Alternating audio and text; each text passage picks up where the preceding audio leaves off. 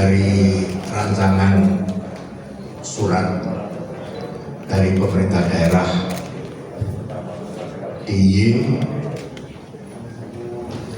mengajukan permohonan bahwa peristiwa 1 Maret 49 bisa menjadi hari besar nasional.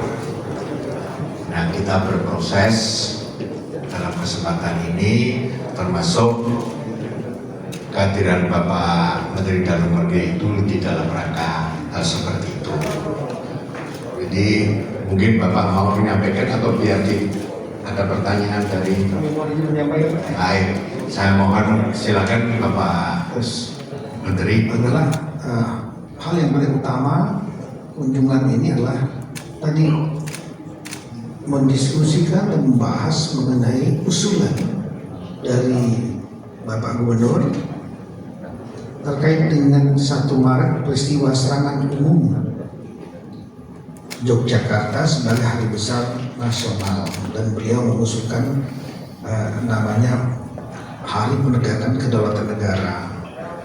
Ini kami juga melakukan kajian.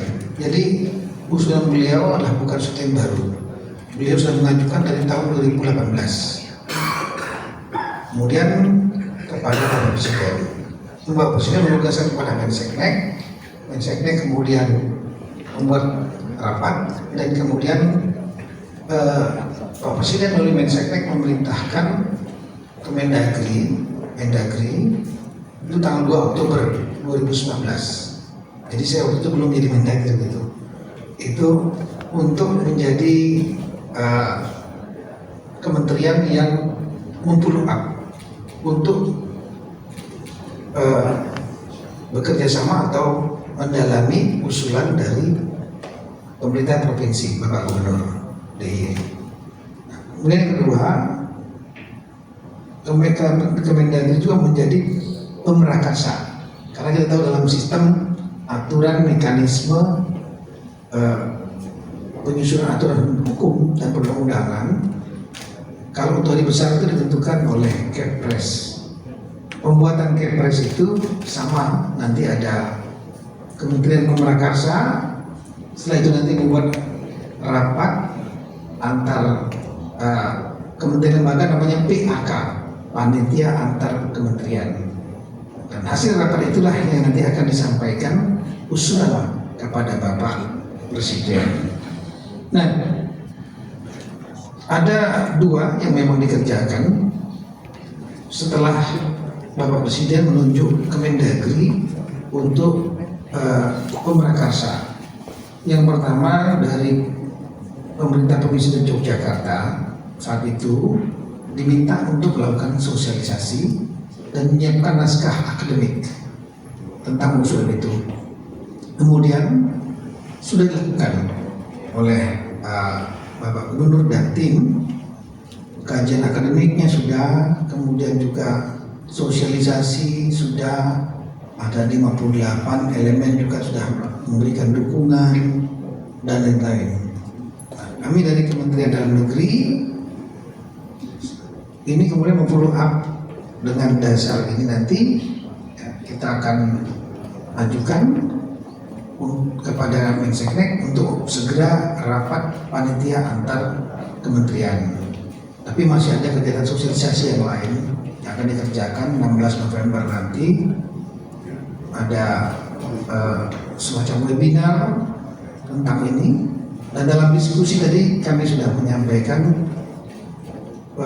bahwa posisi naskah akademik betul-betul harus kuat, karena peristiwa serangan 1 umum Yogyakarta kemarin ini bukan hanya peristiwa lokal, tapi peristiwa yang sangat luar biasa. Tadi kami masukkan usulan, salah satunya kita harus berpijak kepada fakta bahwa Indonesia merdeka bukan karena pemberian seperti beberapa negara lain, tapi karena perjuangan adanya kevakuman, dan setelah itu ada perang mempertahankan kemerdekaan.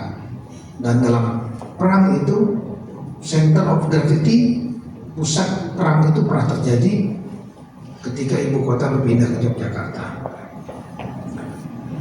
Jadi Yogyakarta menjadi center of gravity dalam ilmu strategis perang, namanya COG. Dalam COG biasa kekuatan satu akan berusaha memperkuat sekuat-kuatnya mempertahankan center of gravity dari kemungkinan serangan lawan. Sebaliknya, lawannya akan berusaha untuk melemahkan dan menguasai COG itu. Nah, pada saat 1 Maret itu, sekarang 1 Maret menunjukkan bahwa ketika Belanda sedang all out mempertahankan Yogyakarta, kita bisa menembus. Pasukan kita bisa menembus, seluruh anak bangsa bisa menembus dan menguasai Yogyakarta meskipun hanya 6 jam, tapi itu memberikan simbol bahwa kita bisa mengalahkan Belanda di pusat saraf perang mereka, center of gravity mereka Yogyakarta. Dan ini menjadi modal yang sangat penting sekali dalam upaya diplomasi.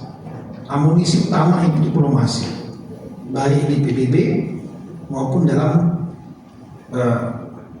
konferensi atau pertemuan bilateral yang disebut dengan konferensi meja bundar yang berakhir pada pengakuan kedaulatan 27 Desember 1949. Ini nilai penting dari serangan umum 1 Maret ini sangat strategis dalam pengambilan keputusan di PBB dan pengambilan kesepakatan pengakuan kedaulatan 27 Desember 1949. Jadi itulah kira-kira ke depan yang kita lakukan dengan narasi yang lebih kuat, akademik yang lebih kuat.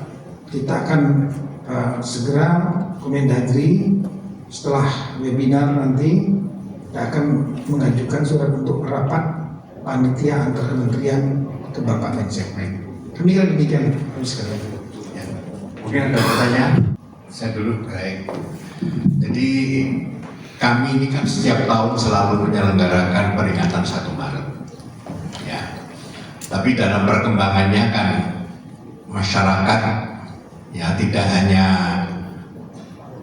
panitia, tidak hanya pelaku ya, tapi juga masyarakat juga akhirnya berharap bagaimana 1 Maret itu menjadi hari besar nasional, sehingga aspirasi itu kami tindak lanjuti. Saya kira dasarnya itu gitu.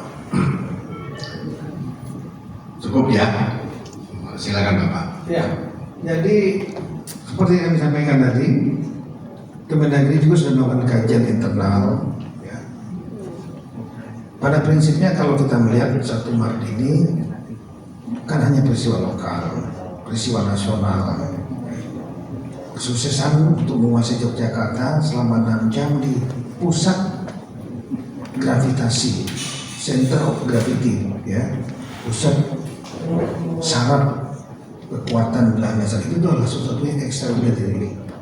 Ini kami tadi sudah sampaikan, Amerika itu mundur dari Vietnam setelah perang berkepanjangan karena satu peristiwa besar juga yang hampir sama, yaitu serangan Vietcong Vietnam Utara itu menyerang kota Saigon yang menjadi pusat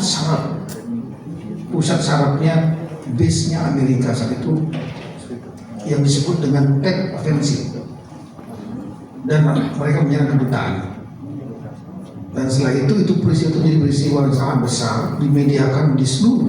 Kalau Saigon diyakini betul sudah dikuasai total, tapi kemudian berhasil dikuasai, diserang di pusat saraf itu, dan itu kemudian dimediakan internasional termasuk di Amerika, yang menimbulkan reaksi publik di Amerika untuk meminta Amerika mundur dari Vietnam. Itu peristiwa itu.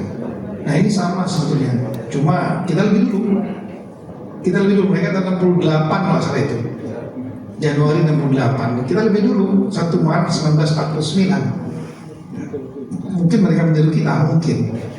Nah sehingga itu peristiwa Tet Offensive itu selalu menjadi kenangan dari perjuangan Vietnam.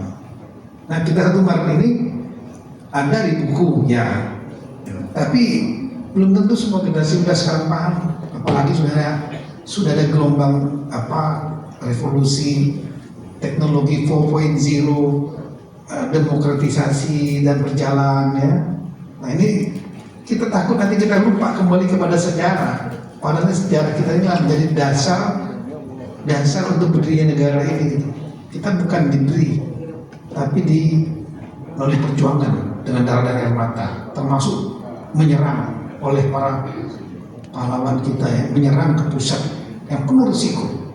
Nah ini dari Kemendagri ya, prinsipnya kita sangat menghormati peristiwa itu, dan kenapa tidak peristiwa ini kemudian menjadi hari besar nasional. Tapi Kemendagri bukan mengambil keputusan yang utama. Kenapa? Karena harus ada rapat panitia antar kementerian, dan setelah itu hasil rapat ini yang utama lah bagaimana meyakinkan, dan setelah itu dinaikkan nanti kepada Bapak Presiden melalui Menseknek apapun hasil rapat tersebut. Kami kira demikian. Terima kasih. Dan satu lagi silakan.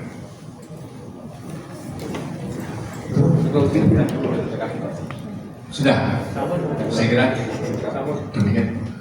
Terima kasih.